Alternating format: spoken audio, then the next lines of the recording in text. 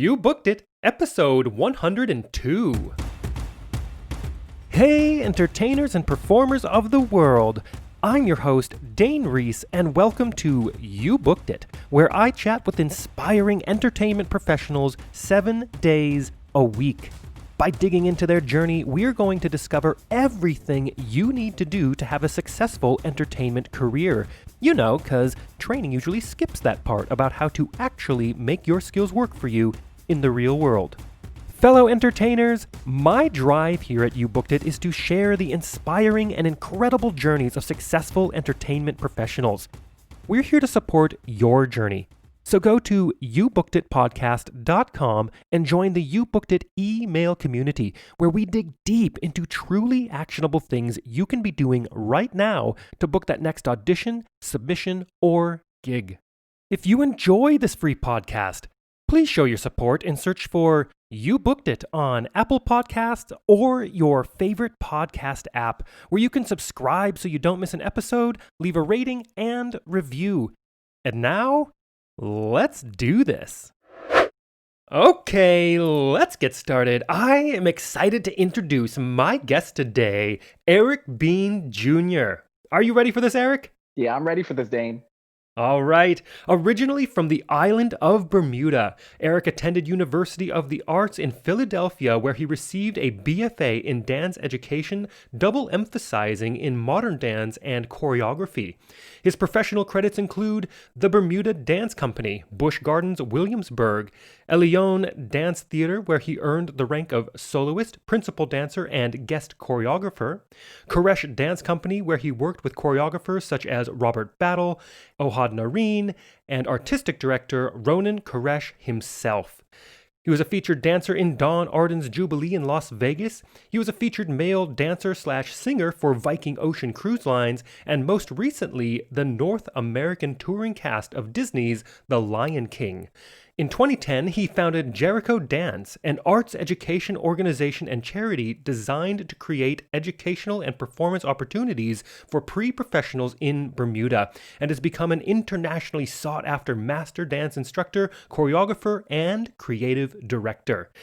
Eric, that is a quick intro of who you are and what you've done, but why don't you tell us a little bit more about yourself? Fill in the gaps, who you are, and a little bit more about what you do as a professional in the entertainment industry. Thanks so much, Dane, for that little bit of an intro and a little bit of a recap into my past. It was always My pleasure. kind of crazy learning those things about myself all over again. Right? Yeah, like you said, I'm originally from the island of Bermuda. I was born there and I spent a large portion of my life there. After that, I moved to Philadelphia, went to University of the Arts, and directly after that, I was offered a spot in Koresh Dance Company, and I was a member of that company for 6 seasons. So it was very fulfilling, very rewarding. And then shortly after that, I decided to make my way out west and I moved out to Las Vegas. And Las Vegas was such a wonderful place to come to that I've officially called it home for the last almost 7 years now. So Las Vegas is my home base when I am not on tour with The Lion King. But beyond being a performer with The Lion King, I also get the opportunity to teach master classes and workshops around the country and also around the world. I've taught in Bermuda, I've taught in Korea, I've taught in Israel, and I've taught in Australia. I get the chance to teach, and I also get a chance to choreograph. So those are my main things that I'm doing right now, especially right now during this quarantine. Yeah, that's amazing. Eric, I knew about some of the dance company stuff. I knew about, obviously, we worked together in Jubilee, and I knew about Lion King, but all of the other international choreography and teaching work, that is so cool. I did not know that part of everything. Amazing that you've worked that into your entire career. Yeah, thanks so much. I always try to make opportunities for myself whenever I get a chance to, especially because teaching is one of my passions. Like you said, my degree is in dance education. And the main reason that I went into dance education is because I was lucky enough to have teachers who really took an interest in me and really fostered my passion for dance. That encouraged me to want to pay it forward and be that bright light for somebody else. Yeah, I love that. Well, let's move on to this next section here. And Eric, look, I am a sucker for a good quote. What is your favorite quote you'd like to share with everyone? Okay, my favorite quote is a quote by Ulysses Dove. And it says, I have nothing to prove, only something to share. I love that. And can you expand on that, on how that's applied and worked into your life and your career?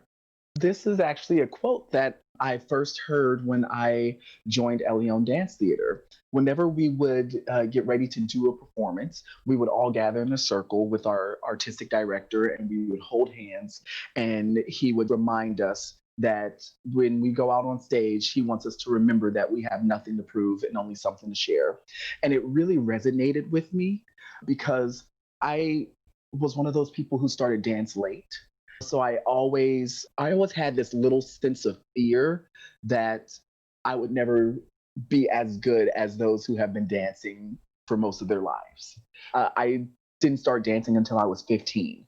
And that's pretty late in the game. When you think of most, especially most young ladies, they start dancing probably when they're 3, 4, or 5 years old, taking their first pre ballet classes. So Yeah, I for me mean, to our daughter's start in dance right now.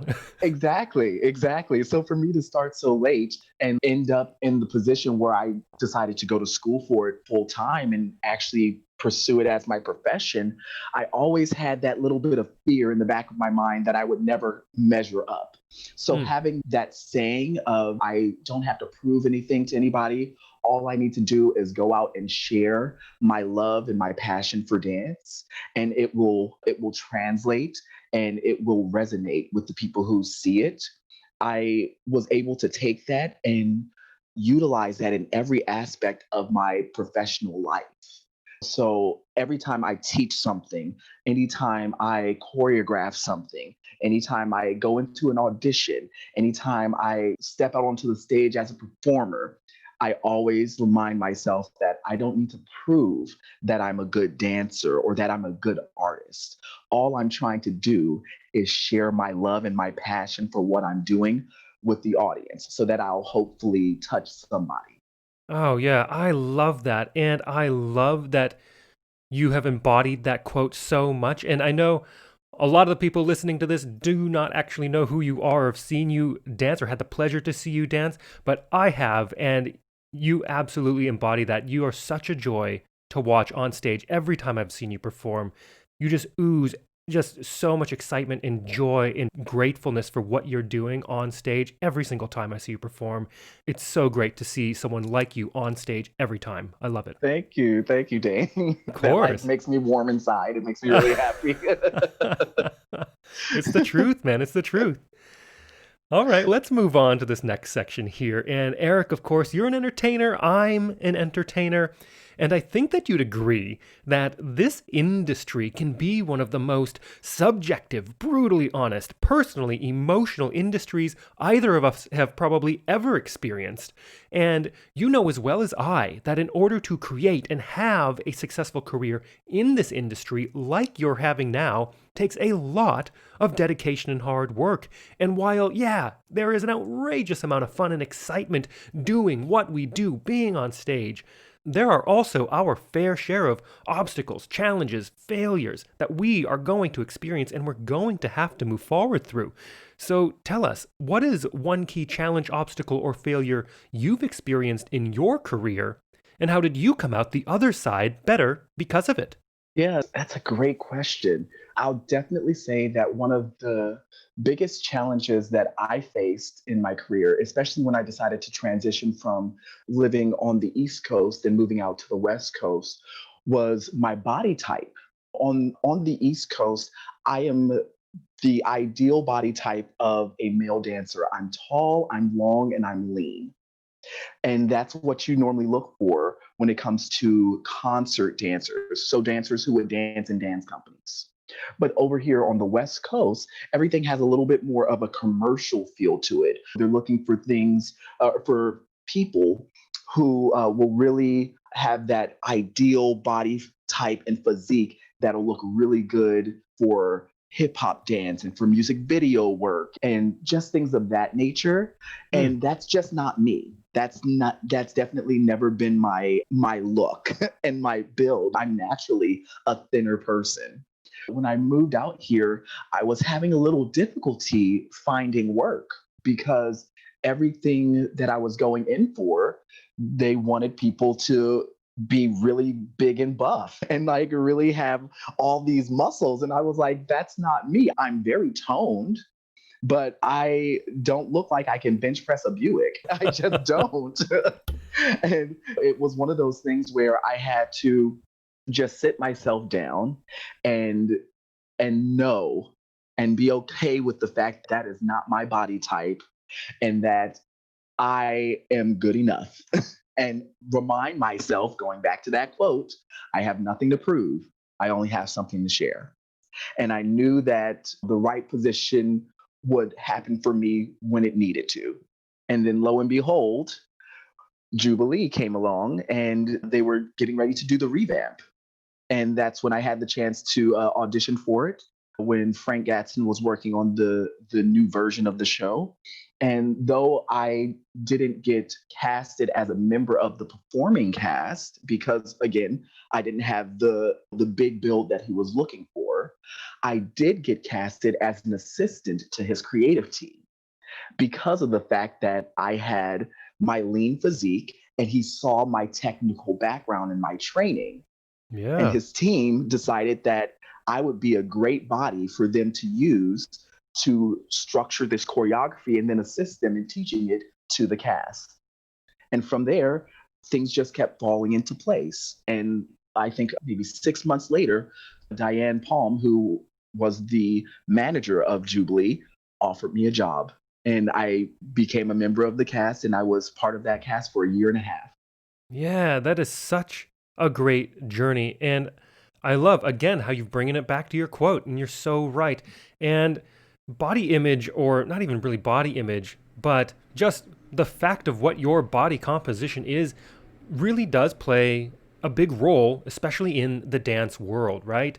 And Yeah, it's one of those things that I mean, you can be frustrated all day for what you don't have, but yeah, at the end of it, you have to embrace what it is, who you are. I spent way too much time trying to be that cookie cutter chorus boy for, a Broadway show, and that is 100% not my body. right. I am that bulkier guy. And the quicker that you can be honest and truthful with yourself and embrace what you've been given, the more quickly and more effectively you can move forward into a career that is suited for you, not something that you're trying to make a cookie cutter duplicate of. It's your career, your journey. Embrace it and move forward. Yeah, I 100% agree. And it's not to say that you can't improve upon your body or even For sure. change some of the things in your body. Because, I know people who started off like me and were very thin and streamlined and decided they wanted to get a little bigger, a little broader and change their lifestyle, got bigger and bulkier. But for me, for the style of dancing that I like to do, I just didn't think that was something that would be viable for my career's longevity.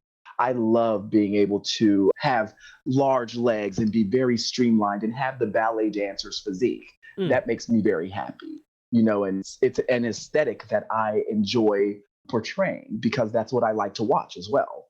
I decided to not really focus on that and just maintain what I have. And if I decide to get a little bigger, sure, but it's never going to be anything to the extent of being the quote unquote gym rat, the Right. quote unquote muscle guy. That's just it's not my build. It's not what I'm looking for. We're not going to be seeing you in Chippendales anytime soon, is what you're Right, saying. right. Yeah. That's just not going to happen. And that's totally cool. And I love that. And you own it. You know who you are. You know your lane, and you stick in it and you succeed in it. I love it. Yeah. Thank you. Beautiful. Well, let's move on to this next section. And this is to a time that I like to call your spotlight moment.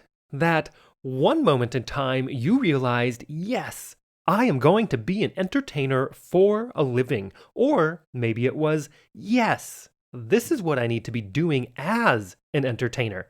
Tell us about that. This is going to be really funny because I I always was dancing around my house when I was younger. My mom told me I was obsessed with the Mickey Mouse Club growing up. And Yes. crazy enough, I don't remember being that obsessed about it.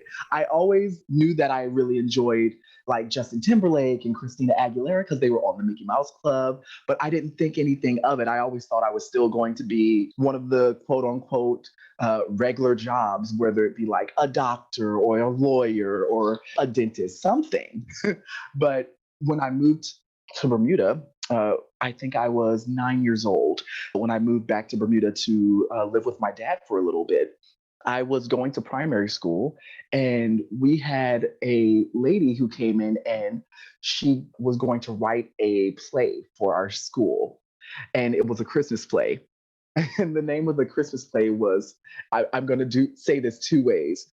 It basically was, Oh, Santa's Too Big, but it was right. But it was set in a Bermudian accent, so it was and by Santa's Too Big.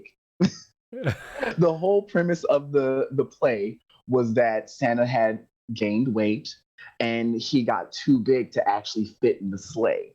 And so the whole play revolved around the elves and Mrs. Claus trying to help Santa lose weight in time for Christmas. And I ended up being casted as Santa. And, I was like, I have no idea how this happened, but I ended up being cast as Santa. And it was so much fun that I think that's what kind of gave me a little bit of a inkling that this is probably going to be something that I want to do. But it wasn't until a few years later when that same director was doing a production of a show that we called the Youth Theatrical Traveling Roadshow. And it's something that she did every other year in Bermuda. And it would cast high school students to travel the country and do a performance once a week in each parish of the country. And she ended up casting me as one of the lead performers. And I got to sing, I got to dance, and I got to act. And that's when I realized that this is totally something that I want to do for a living. And ever since then, it's been my passion. I couldn't imagine doing anything else. Yeah, I love that. It's very hilarious to me that you were cast as Santa Claus. I Uh, know. I'm like, and I was like the smallest one, which exactly. is what made it so funny. Like they had to make me a little fat suit. I think it was like four pillows, like that they had to stitch together. It was Yeah, hilarious. amazing. I love it. Let's piggyback on that real quick and talk about your number one booked it moment. Walk us through that day, the auditions and callbacks, if they happen to be a part of it. What was going on in your life, and what about that moment makes it your favorite booked it moment? So I would have to say that my number one booked it moment is when I booked The Lion King. A little bit of a backstory about that, like the backpedaling. I originally wasn't planning to go to the audition. I had already been offered a job. So I had already been offered a job to join a cast on a cruise ship. And I want to say it was for Holland America for one of their cruise lines. Hmm. And I had been offered the job and I was just waiting to receive the contract. And then my vocal coach and one of my friends sent me an email and were like, hey, Lion King is doing an audition in a couple of weeks in California. You should totally go. And I was like, I'm supposed to be there that weekend anyway, because me and my fiance and our families were planning to go to Disneyland that weekend. So I said, okay, the audition is on Thursday. We were planning to go drive up on Friday. So I said, let's just drive up a day and a half early and I'll go to the audition and see what happens. Yeah. So I end up going to the audition. I make it all the way through. I want to say it was maybe 100 or 150 male dancers. I made it all the way through to the end, and we got down to the last three people. And they had us sing, and then afterwards, they said, "Do you have any questions?" And I said, "I would just love to know how long can I expect to hear something back because I have another job offer on the table, and I just want to make sure that I can make the right call. I don't want to Yeah, accept of a job course. offer if you guys are going to offer me a job offer and all these things. So he was like, oh, you should hear back from us in probably a week or so. Great. Literally that day, I got my contract What? from from the cruise ship company and was like, okay, I'm gonna see if I can put off signing this for a few days. And so I told the cruise company, oh my God, I'm so sorry. I'm out of town for a week. I don't have internet access. I will sign this when I come back, I promise. Cool, no problem. A week goes by. I don't hear anything from Lion King yet. And I was like, oh, I guess they must have gone with somebody else. So I go ahead and I sign my contract and send it off. The very next day, I have a gig here in Vegas, and I'm like, great, let's go and do this gig. While I'm at the gig, I get a call from the casting director of Lion King. He says, hey, Eric, just wanted to give you a call and just give you a heads up. You're going to be receiving a call from Thomas Schumacher in a little while. He's calling to offer you a spot in the show. What? And I'm like, oh my God. Oh my God, are you serious right now? And he's like, yeah, yeah, congratulations in advance. And I will go ahead and hopefully see you soon. And so I hang up with him. 5 minutes later, Thomas Schumacher calls me, offers me a spot in The Lion King, and I'm ecstatic. I tell everybody what's going on from the gig. They're all ecstatic. And then literally directly after that, I'm like, now I have to call the cruise ship company Yeah. and tell them that I just got into The Lion King and I need them to rip up that contract. Right? So, they were very gracious. I was very happy. The gentleman who I was working with, he completely understood. I was like, I just got a job offer from the Lion King national tour. And he was like, of course you have to take it. And I was like, oh God, thank you so much. Yeah. I was scared that it was going to be a huge issue. He was like, no, you literally just sent us this contract. Rehearsals aren't really starting for us for another 2.5 months. We have plenty of time to recast the spot. We're not going to deal with any of those legal issues that are written into the contract. I will just go ahead and tear this up. And he said, if at any point in time you find yourself where you're a free agent again and you be interested in going out on the ship, I would love to have you. And Oh, that's I just couldn't fantastic. be happier. Couldn't be happier. Oh, that's such a great story. I love that. And you know what? So this has come up quite a few times, speaking with different people on the podcast. And the way you went to that audition, you were never intending to go in the first place. You're like, oh, you know what? Let's just go a day and a half early. It's a great opportunity. Want to be in that show. Let's see what happens.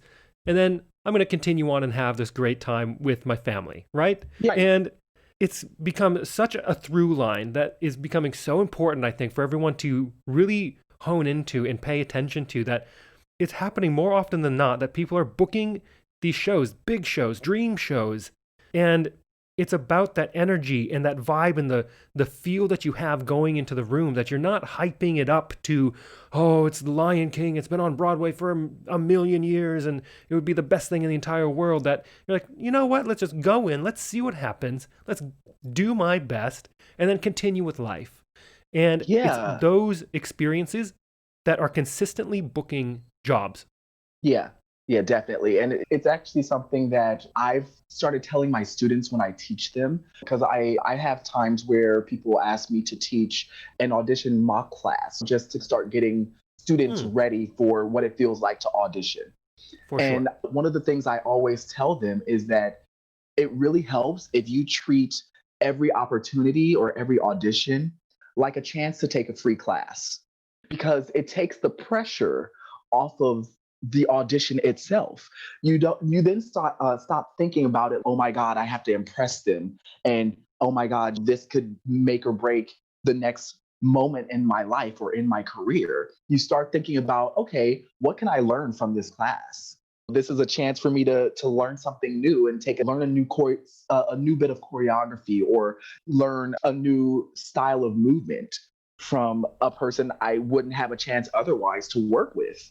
Yeah. The minute you start thinking about it in those terms, oh, it's just basically a free class, the sooner you start to relax into it and then your personality really gets a chance to shine through. Because at most auditions, that's what they're looking for. Of course, they want to see if you can retain the choreography that they're giving you and if you can execute it. But at the end of the day, they're hiring you as a performer. They want to see what you bring to the table. Yeah, absolutely. Absolutely. Such great insight and advice for everyone out there. And let's move on to this section and let's take a moment to talk about the present. What projects are you working on now? What are you looking forward to? And hey, it's a crazy weird time. We are amidst this global pandemic. How do you see the entertainment industry moving forward in the next couple of years? I know, right? We are in this crazy time right now. So much has changed. Let's see, as of late, I've really been doing a lot of virtual teaching, whether it be just something that's simple and for myself via my social media, or whether it's for dance studios who are somewhere in the nation right now who have known me through my time with Lion King or who have heard about me via word of mouth and just teaching classes for them. I've also been using some of this time to work on my craft and work on myself as an artist. So I've been putting together different ideas and different movement phrases for future projects I might want to work on. One of the projects that I was working on right before quarantine started, and then I had to put a little hiatus on it because of everything that's going down, is a project that I started last year. It's a cabaret called Offstrip, and I do it here in Las Vegas. I started doing them last year, and it's basically a Halloween party with a cabaret element involved. Each year, I wanted it to have a different theme, and I wanted it to be a little reminiscent of Broadway Bears because we don't really have a Broadway Bears here in Las Vegas anymore. This was an opportunity for me to create something that would allow the local performers in the community to get together, create something of their own to showcase their talents, and then also raise funds for a good cause. So when I did it last year, we raised funds for the center, which is the local LGBTQ center here in Las Vegas. And it actually was a huge success. I couldn't be more proud. I think we had somewhere between 10 and 15 performers who signed up and donated their time and their talents to perform. And out of those performers, some of them were my cast members from The Lion King. They decided to come in on their day off, flying clear across the country because we were literally on the other side of the country. And they flew in on their day off and they sang and danced and did spoken word. And it was absolutely fantastic. So that's definitely something I'm really proud of. And it's something that I'm still working on for next year. We weren't able to do it again this year only because of the fact that now, with everything going on, we're still not at a place where it's safe for us to be in an enclosed environment for performances. So I was like, let's just go ahead and let's not do it this year because if we're going to do it, I want to make sure that we do it right. So I was like, let's go ahead and put this on the back burner and we'll do it again next year. And hopefully it'll just give me some extra time to make it that much grander. Yeah, absolutely. I love Yeah. that project. So cool. Yeah, so it's that one's really cool. It really holds a special place in my heart because it was something that just literally came out of me wanting to create opportunities for locals to create and locals to perform. Beyond that, something that I'm looking forward to is that I actually just got into grad school. So Brilliant. I'm going to be getting my master's in arts and cultural management. It's giving me an opportunity to learn a little bit about what it takes to run a business, especially a business in the performing arts, whether it be a nonprofit or whether it be a larger production company like something that would run The Lion King or something like Cirque du Soleil. It's just going to give me the insight about what it takes to manage something like that. Because I'm not always going to be able to kick my face and, and spin like a top on stage in front of an audience. Sooner or later, I'm going to want to go ahead and hang up my dancing shoes. I thought, what better way or what better time, really, to start learning about those things than now when we are in this quarantine and we have this downtime to better ourselves. Yeah, absolutely. And that whole side, the business side, the logistics side of this industry is fascinating. Yeah. And it's also outrageously important to creating your own successful long career. Yeah, absolutely. And this kind of goes right into where I see our industry moving to in the future. Mm, Because with everything going on right now, and all of the shows that are either in on hiatus or the shows that have had no choice but to close, I feel like it's basically creating room and opportunity for the next generation of creatives to start putting their names out there and putting their ideas out there. You and I, Dane, we are part of that generation of the next group of creatives to inspire the generation underneath us coming up. I could be the next Don Arden or the next Alvin Ailey. I guess we'll never know until we actually get the chance. And this situation, though it's terrible, it's creating opportunities for us in the future to be able to have these chances. So this is the perfect time for people to start putting those ideas together and coming up with creative ways to get their material out there and get it seen. yes, I love your opinion and your insight on that. I also agree with you that while this is an awful and very unfortunate time for everybody, but specifically for the arts and the performing arts, that I think out of this, there's going to be more opportunity created for the performance arts industry than we've seen. It's going to be a renaissance of opportunity flooding our industry when we have the opportunity to come back safely. And I'm really looking forward to it. Oh, absolutely. Especially here in Las Vegas, because Las Vegas at one point in time was one of the meccas of live entertainment. And now, with what's been going on with COVID, and even a little bit before COVID, the city was doing a little bit of a gear shift, and Mm, things were starting to become a little bit more about sports entertainment. And I think it's been said to me a few times that the trends in Las Vegas happen in waves. For a while, it was about live entertainment, and then it was about nightlife, and now it's a little bit more about sports. But I feel like after this quarantine and after the COVID crisis has settled and we've gotten a hold of it, that we're going to go ahead and gear shift again, and we're going to start seeing more live entertainment pop up. oh, absolutely, absolutely. And I think if you even just look at it from just the amount of people that will be entering and exiting this industry or choosing to leave prematurely is probably not the right word, but the people that are going to be entering and or leaving this industry through this period, because there's a lot of people that had gigs or had shows and had been in the industry, and maybe it was a bit of out of convenience that this is what I've done, and I've got the connections and the work keeps coming in, so I'm going to keep doing it. But now that the work's dried up, there's a lot of people throughout the entire world in our industry that they're like, all right, you know what? I think I'm going to move on officially from this industry. So when it does come back, a lot of these people won't come back to this industry in the same capacity that they were. And that means there's thousands and thousands of positions and jobs and opportunities available for that next generation to step right into. Oh, absolutely. A case in point is Cirque du Soleil. Cirque du Soleil during this pandemic was having a huge issue with the structure of the business, and I Mm, believe they officially had filed for bankruptcy. yeah. And because they had did that filing, and because everything that had happened with COVID, they have started restructuring and downsizing their business. So a lot of people on the internal end of that are no longer in those positions, but the company still plans to resurface and reemerge on the other side of this pandemic. So it will mean that they will have all these opportunities available for young creatives to come in and start putting their stamp on projects for Cirque du Soleil. So that's like a young creative's dream job. Yeah.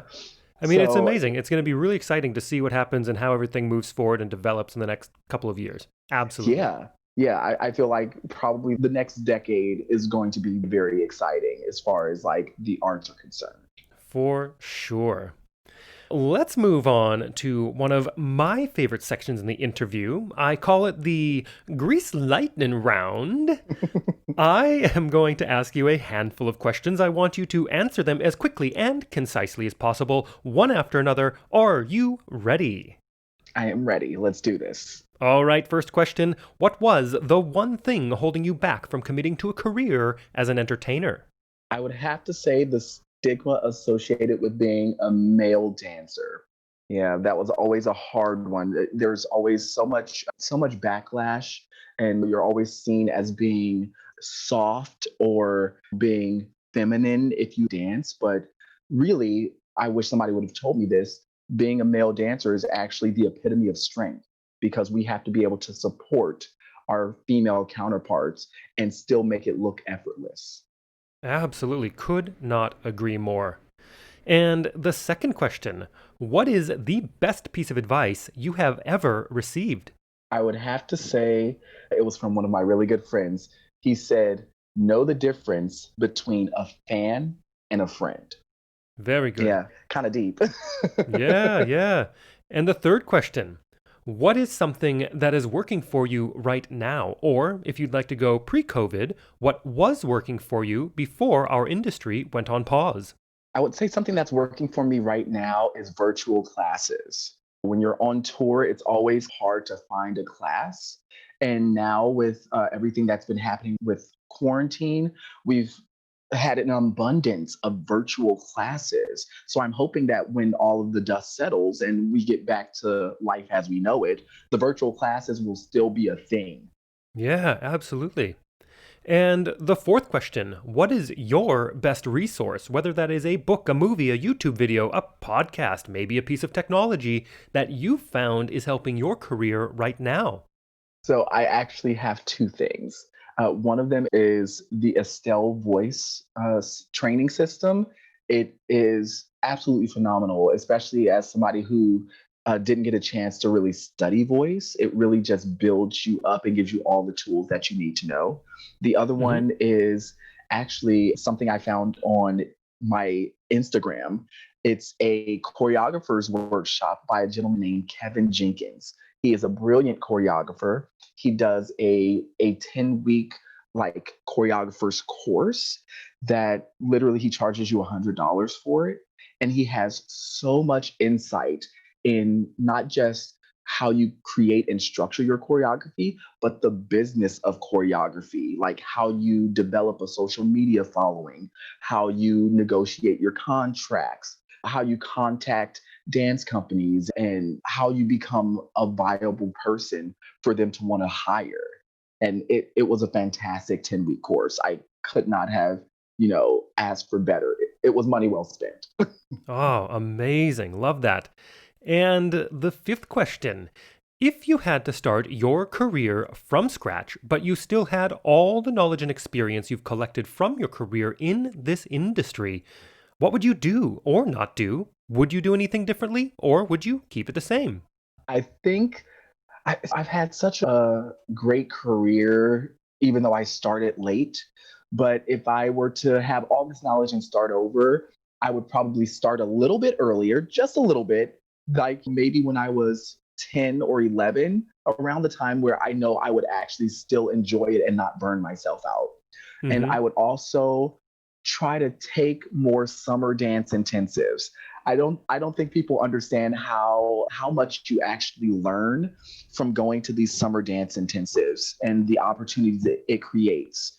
They are, it's just amazing to get a chance to work with all of these amazing dance teachers and choreographers and artistic directors. So I wish I would have taken more summer programs. Oh, fantastic. And the last question, what is the golden nugget knowledge drop you've learned from your successful career in this industry you'd like to leave with our listeners? All right, guys. So I want to make sure that everybody hears this loud and clear because this is something that I have learned. And I'm so glad that my teachers instilled this in me. Talent will create the opportunity, but work ethic will create a legacy. It is so important for you to not burn bridges and to actually put forth solid work ethic. Because I have been in many situations where I have been hired simply because of word of mouth, because I worked for somebody in one show and somebody else was casting a project, and that person who I worked for before talked me up and were like, "Oh my God, he's an absolute joy to work with. He works hard. He's on time. He's professional." Literally, those types of things are so important in this industry because word of mouth is literally your bread and butter. That is like your reputation. It really does precede you in this industry. Yeah, 100%. I can absolutely even be a testament to that exact advice. In Vegas, I have been fortunate to perform in 9 shows. I've open auditioned for 2. Exactly. Right there. Like I've literally been in situations where somebody has asked me about a performer and I had to give them my honest feedback and say, you know what, I've worked with this performer before. They're not really that strong and they tend to argue back with you. It may not be the best choice. And that performer ended up not getting the gig. Yep. And it's not even about the talent. And it's not even about the talent because they're a fantastic dancer. But because of the personality and the fact that somebody was not able to speak highly of them, they missed an opportunity. Yep. Yeah. Loud and clear. So good. So good. And to wrap up this interview, Eric, it is time to give yourself a plug. Where can we find you? How do our listeners connect with you? Is there anything you want to promote? Oh, absolutely. Best way to find me is on my Instagram. It's EBJ Dance. And that's also the address of my website, ebjdance.com. So I'm always on there. I'm very interactive with everyone. I always say if you see me on or if you have a question about something or just want to chat about dance, feel free to message me. I will more than likely get back to you. If you're interested in taking classes with me, I teach a weekly class in person in Las Vegas at the Rock Center for Dance, but I also teach that same class via Zoom for the Rock Center for Dance. So that happens weekly. It's normally every Friday. And then also, I just started to become involved with this really cool studio that one of my good friends, Brevita Threat, is opening. It's a virtual dance studio, and it's called the Studio Bravo. And she's doing a series called Studio Broadway because she's actually the female dance captain of the New York cast of Disney's The Lion King. And so she's using her connections with all of her friends who work on Broadway to create an opportunity for others to take dance classes from her friends who are in shows like Hamilton and shows like Kinky Boots and shows like Wicked, and then of course shows like Lion King. And what she's planning to do is have us record these classes, and some of them will be streamed live and they will be up on her studio so that people can sign up and take class. So again, that one's called the Studio Bravo. Beautiful. And for everyone listening out there, I have put the links to everything Eric just talked about in the description of this episode so you can easily connect with him. Eric, it has been such a pleasure to have you on. Loads of gold and insight. Thank you so much. Thanks, Dane. It was really fun. I've missed chatting about dance. Yeah. Thank you so much for joining us today. My one call to action for you is to go to youbookeditpodcast.com and join our free email community where we dig deep into a continually growing resource of truly actionable things you can be doing right now to help advance your entertainment career. Don't miss an episode. We have a new guest 7 days a week. Search for You Booked It on Apple Podcasts or your favorite podcast app and subscribe today. All the best to you. We'll see you tomorrow.